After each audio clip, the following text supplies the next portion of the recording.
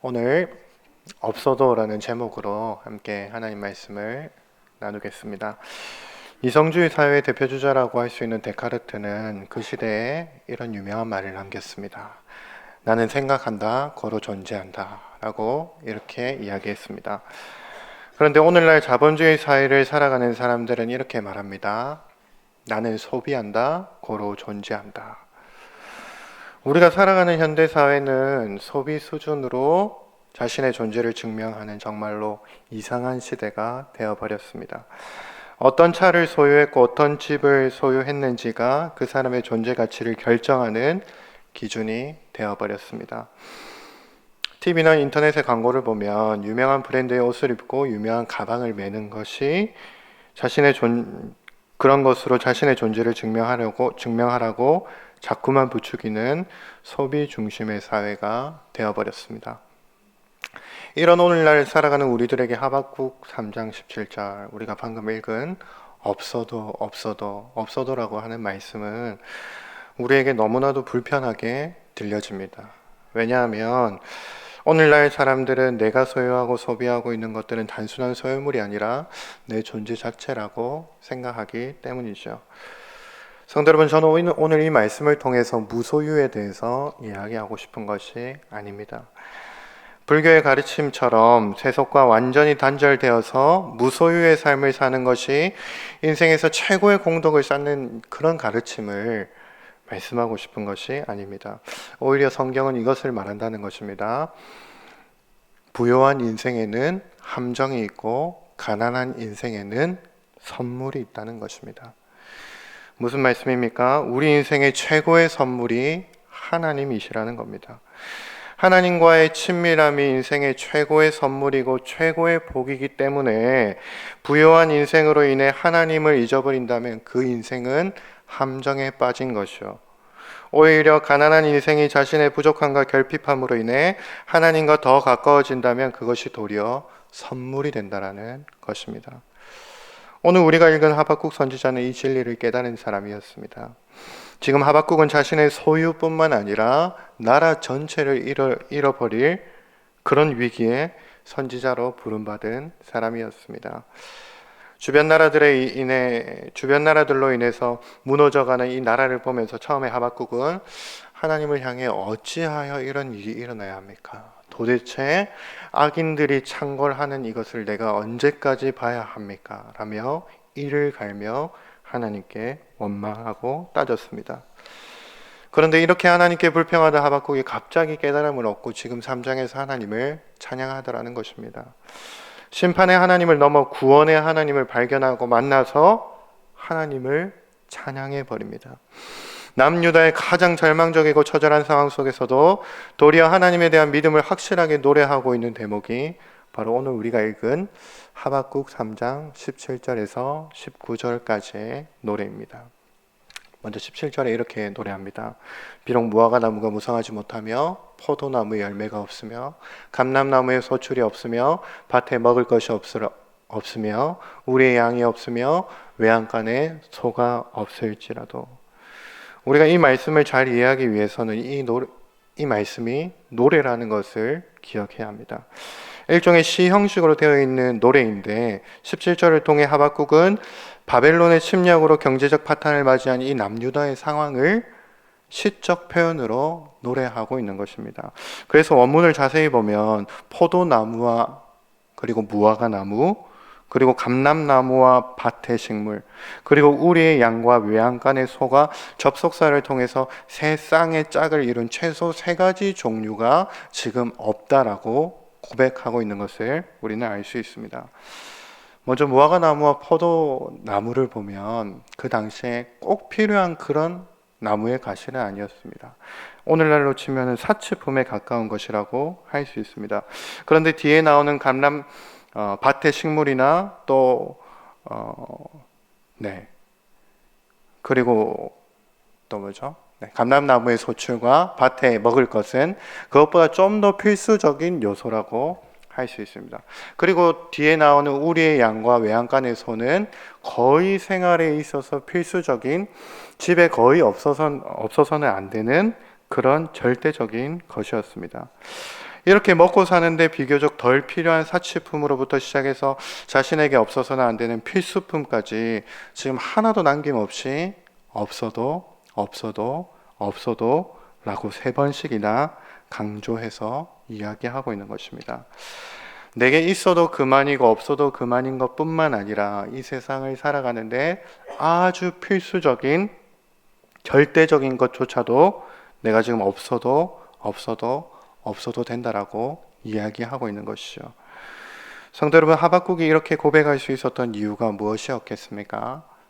인생의 최고의 선물이신 하나님을 만났기 때문입니다. 이스라엘을 향하신 그 위대하신 하나님을 발견하니까 마치 밭에 감추인 보화를 발견하고 집에 있는 모든 소유를 다 내다 팔아버리는 그 농민처럼 이 세상에 있는 모든 것이 다 자신에게 없어도 된다라는 것입니다. 신약의 사도 바울은 자신을 가리켜서 이렇게 이야기했습니다. 나는 아무것도 없는 자 같으나 모든 것을 가진 자로다. 또 감옥에 갇혀서 사형수로 언제 죽을지 모르던 중에 빌립보서를 쓰면서 이렇게 이야기합니다. 이는 내게 사는 것이 그리스도니 죽는 것도 유익함이라. 사랑하는 성도 여러분, 햇빛을 본 사람이 촛불에 연연해하지 않듯이 우리는 하나님을 발견하고 소유한 사람들입니다. 이 세상에서 아무리 엄청난 재물을 소유한 빌 게이츠나 워렌 버핏이라고 할지라도 우리는 그것과 비교조차 할 수 없는 최고의 선물이신 하나님을 발견하고 소유한 사람들이라는 것입니다. 2020년 새해를 맞으시는 저와 여러분들에게 이 세상 그 어떤 것과도 비교할 수 없는 하나님으로 인해 만족하시는 저와 여러분들이 되시기를 간절히 소망합니다. 그래서 세상 사람들이 전부 소유하기 위해 발버둥 치는 이 어두운 세상 속에서도 내게 없어도 된다라고 고백할 줄 아는 성도님들이 되시기를 바라겠습니다. 이어서 18절에 보면 이렇게 고백합니다. 나는 여호와로 말미암아 즐거워하며 나의 구원의 하나님으로 말미암아 기뻐하리로다. 하박국 선지자는 지금 17절에서 가장 필요 없는 사치품으로부터 시작해서 가장 필요한 필수품까지 없음을 노래하면서 지금 노래의 분위기를 고조시켜 놨습니다. 그리고 이 노래의 절정에 이르러서 18절에 고백하는 것입니다. 나는 여호와로 말미암아 즐거워하고 내 구원의 하나님으로 인해 기뻐하리로다. 사실 하박국서를 1장부터 읽어보면 하박국에게 하나님은 기쁨의 대상이 아니었습니다. 하박국에게 하나님은 불평과 원망의 대상이었습니다. 악인이 창궐하고 하나님의 백성들을 심판하시는 하나님을 처음에는 원망하고 불평해하며 이해할 수 없었습니다. 그런데 하박국은 2장에서 하나님과의 대화를 통해서 하나님에 대한 오해가 완전히 풀리게 되었습니다. 처음에 하박국은 아무리 하나님이라고 해도 바벨론을 들어서 저 악한 바벨론을 들어서 하나님의 백성을 치는 것을 이해할 수 없었습니다. 그런데 지금은 저 극악한 바벨론에 의해서 압제를 당하는 것 같지만 결국에 하나님은 이 바벨론도 심판하실 것이기 때문에 그 바벨론을 심판하시고 우리를 구원하실 그 구원의 하나님, 나의 구원의 하나님을 인해 너무나도 즐겁다는 것입니다. 성도님들, 우리도 생각해보면 하나님을 오해할 때가 많습니다. 내 사고에 갇혀서 하나님은 이렇게 응답하셔야 하는 하나님으로 딱 정해놓고 그렇게 응답하시지 않으면 하나님을 향해 원망과 불평을 쏟아놓을 때가 많은 것 같습니다. 사랑하는 성도 여러분, 2020년에는 하나님을 내가 생각하고 내가 정해놓은 하나님이 아니라 우리가 측량할 수 없고 또 내가 아는 것보다 더 크신 하나님으로 만나게 되시는 저와 여러분들이 되시기를 바라겠습니다. 그래서 우리가 기도하는 것보다 더 크게 응답하시고 하나님은 우리가 생각하는 것보다 더 크게 역사하신다는 이것을 믿으시는 한 해가 되기를 바라겠습니다. 마지막으로 한 절만 더 보겠습니다. 19절입니다. 주 여호와는 나의 힘이시라. 나의 발을 사슴과 같게 하사 나를 나의 높은 곳으로 다니게 하시리로다.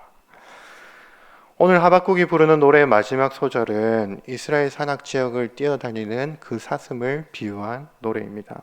그리고 그 사슴을 비유해서 주 여호와는 나의 힘이십니다 라고 고백하고 이 노래를 마무리하고 있습니다.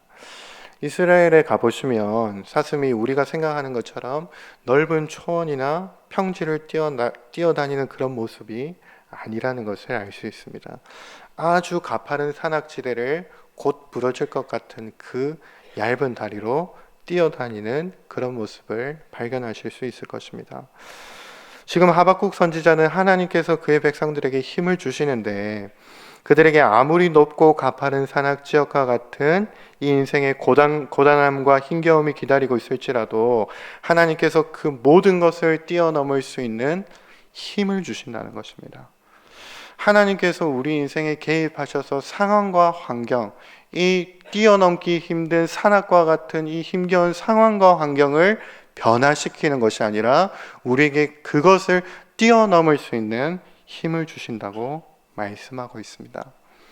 사랑하는 성도 여러분, 성경은 하나님을 잘 믿었더니 자신의 주변 환경과 상황들이 다 일시적으로 변해서 무병장수하고 자손이 번영한다는 그런 기복신앙을 이야기하지 않습니다. 예수 믿고 내 인생 쨍하고 해뜰 날 한번 오면 좋겠는데 우리 주변의 상황들이 그렇게 쉽게 변하지 않는다는 것입니다. 그 대신 오늘 말씀을 보시면 하나님은 환경과 상황을 바꾸시지 않고 우리에게 그 상황과 환경을 견디고 이겨낼 만한 힘을 주시는 분이라고 말씀하고 있습니다. 그래서 우리는 고난 중에 우리의 힘이 되신 여호와 하나님을 만날 수 있다는 것입니다. 하나님은 우리가 아주 가파른 산악과 같은 상황을 맞이했을 때 그때 바로 힘을 주신다는 것입니다. 그때 우리의 발을 사슴과 같게 하사 높은 곳을 뛰어다니게 하신다는 것입니다. 2020년 새해에도 우리 앞에 여전히 놓여진 상황과 환경 속에서 이런 하나님을 만나게 되시는 저와 여러분들이 되시기를 축복합니다. 우리 하나님은 상황과 환경을 바꾸실 수 있지만 상황과 환경을 바꾸시기 이전에 우리에게 힘을 주시는 분이라는 것을 기억하시고 나아가시는 저와 여러분들이 되시기를 바라겠습니다. 이제 말씀을 맺기 원합니다. C.S. 루이스는 자신의 사랑하는 아내를 잃고 헤아려 본 슬픔이라는 책을 썼습니다. 독신으로 살던 C.S. 루이스가 59세에 하나님께서 주신 선물과 같은 아내를 잃은 슬픔에 대한 그 애절한 마음을 기록하면서도 이런 위대한 말을 남겼습니다. 하나님으로 족합니다. 주신 분을 가졌으니 주신 것에 연연해 하지 않겠습니다. 사랑하는 성도 여러분, 오늘 하박국은 완전히 가치관의 변화를 경험하고 전심으로 고백하고 있습니다. 그냥 한번 해보는 빈말이 아니라 주시는 분이신 하나님을 가졌으니까 세상 모든 것이 없어도 된다라고 고백하고 있습니다. 새롭게 시작되는 2020년 저와 여러분들에게도 이러한 고백이 있게 되시기를 예수님의 이름으로 축복합니다. 이제 말씀을 기억하면서 한번 기도하면 좋겠습니다. 하나님, 이제 2020년도가 시작되었습니다. 하나님, 오늘 하박국의 이 말씀을 들었습니다. 하박국이 자신의 모든 것이 없어도 하나님으로 인해서, 나의 힘이 되신 여호와 하나님으로 인해서 만족하고 기뻐하고 즐거워하고 노래하고 있는 것처럼, 하나님, 2020년도에 우리가 어떠한 상황을 맞이할지 모르겠지만 우리와 함께하고 계시는 주시는 분이신 하나님을 가졌으니 그 하나님으로 인해 만족하고 기뻐하고 찬양하고 여전한 마음으로 하나님을 향할 수 있도록 하나님 우리를 도와주시옵소서. 우리의 삶에 이러한 고백이 넘쳐나게 하여 주시옵소서라고 우리가 한번 다짐하시면서 기도하겠습니다. 살아계신 하나님 아버지, 은혜와 사랑을 감사합니다. 하나님 아버지, 오늘 우리가 말씀을 들었습니다. 하나님이 말씀을 들을 때 하나님 우리에게 하나님 주시는 그런 마음들이 있습니다. 하나님이 하박국의 이 말씀처럼 하나님 우리에게 그 하나님 축복이 없더라도, 하나님 우리의 인생에 그 모든 것들이 다 없더라도 하나님으로 인해서 즐거워하고 기뻐하고 감사해하고 만족해야 할 줄 아는 그 그러한 인생들이 되게 하여 주시옵소서. 하나님 아버지, 우리의 2020년도 하나님 오직 하나님만을 바라보며 나아가는 이 자리에 모인 모든 성도님들 될 수 있도록 하나님께서 은혜를 더하여 주시옵소서. 우리에게 주시는 분을 하나님 가졌으니 하나님 주신 것으로 인해서 연연해하지 않고 오직 하나님 한 분만으로 인해서 만족해하고 감사해하는 찬양해하는 삶을 살 수 있도록 은혜를 더하여 주시옵소서.